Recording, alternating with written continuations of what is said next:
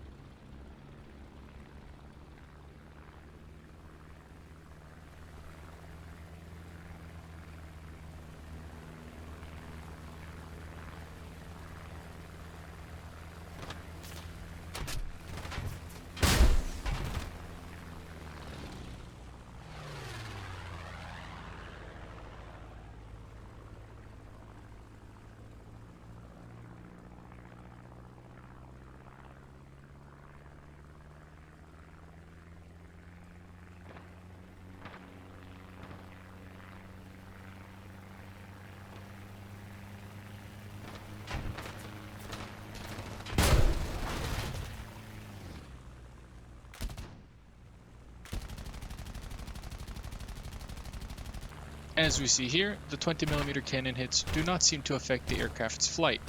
For example, when it gets hit, it does not react, it keeps flying straight as if nothing has hit it.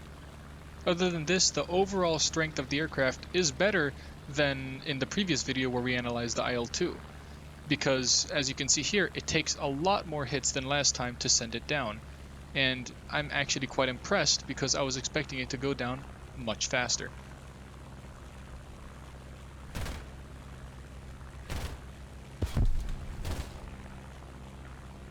Now I will move on to IL-2 Great Battles and play the footage.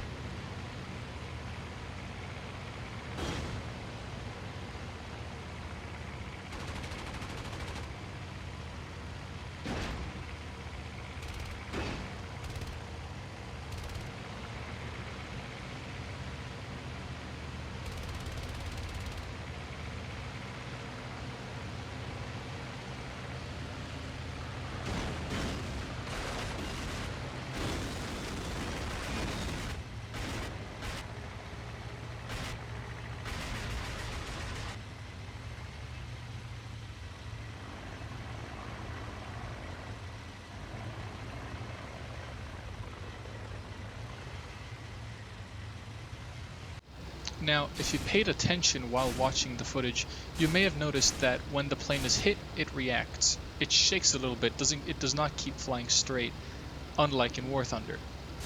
This is what should happen, since if you think about it, an explosion of considerable size is occurring right next to the aircraft, and this generally is not a good thing. In addition to this, the A-20 takes many more hits before it decides to give up and go down, just like in the last video.